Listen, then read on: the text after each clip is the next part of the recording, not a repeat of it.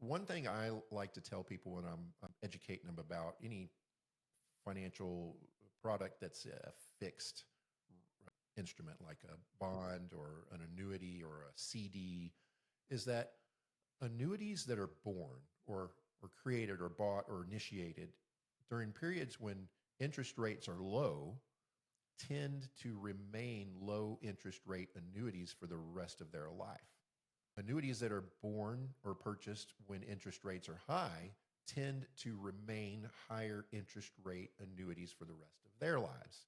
It's because of the way the internal investments work.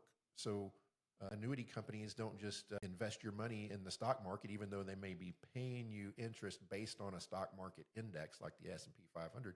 Your money, or a majority of it, because they have to have some cash reserves, is invested in a high quality investment grade bond portfolio that has interest rates tied to it. And when those interest rates are high, they buy those bonds, and that's going to dictate your interest rates for the life of that annuity. And when they're low, you buy an annuity when they're low, it's going to dictate the interest rates for the life of that annuity, that it's going to be a little bit lower. So if you bought your annuity 3, 4, 5, 6, 7, 8, 9, 10 years ago, because interest rates until the last 3 years have been, near zero, that is a low interest rate annuity compared to what you can get now.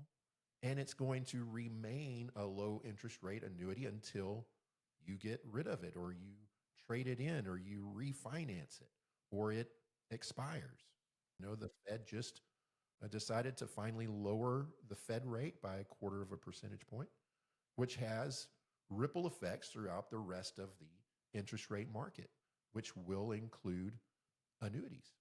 So now's a perfect time to just get a second set of eyes on something that you already own and just see what it is, pull back the curtain, lift up the hood, look under the hood and see if it's a high interest rate annuity or a low interest rate annuity. It's probably going to do exactly what you were told that it's going to do fundamentally.